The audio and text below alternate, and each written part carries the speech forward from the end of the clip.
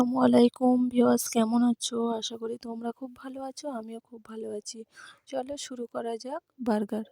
বার্গারের জন্য আমি এখানে দুটো ফুল নিয়েছি ব্রকলির। এখানে টমেটো নিয়েছি, ক্যাপসিকাম নিয়েছি, নিয়ে কেটে নিয়েছি, এই অংশটুকু নিয়েছি। নিয়ে আমি একটাই রুটি নিয়েছি। রুটিটাকে এইভাবে কেটে নিলাম ছুরির সাহায্যে। এখানে কড়া বসিয়ে কড়াইতে একটু তেল দিয়ে এক এক করে সবগুলো দিয়ে দেব, দিয়ে একটু লবণ ছিটিয়ে দেব। আমি এখানে বেশি কিছু ব্যবহার করব না, বাড়ি থাকা উপকরণ দিয়েই করব। আমি এখানে ছেলের টিফিনের জন্য রেডি করছি বার্গারটা। সবগুলো ঢাকা দিয়ে দিচ্ছি, হালকা নুন ছিটিয়ে গ্যাসটা লো করে ঢাকা দিয়েছিলাম। সেখানে ঢাকনাটা খুলে দেখব এটা সিদ্ধ হয়ে গেছে কি।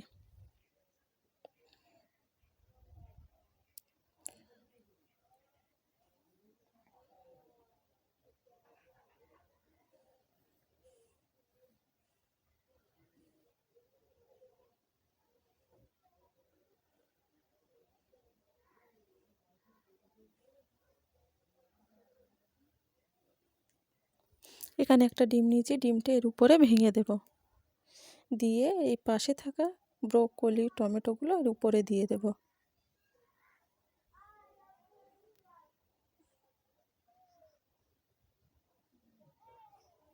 দিয়ে এর উপরে রুটিটা কেটে রেখেছিলাম তার হাফ অংশ দিয়ে দেব।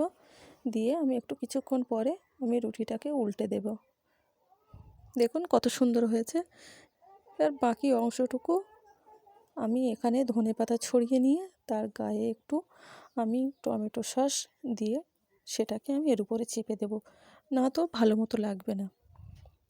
টমেটো সস দিয়ে উল্টে পাল্টে লাল করে নিয়েছি, নিয়ে আমি এর উপরে ধনেপাতা টমেটো সস দিয়ে দেব।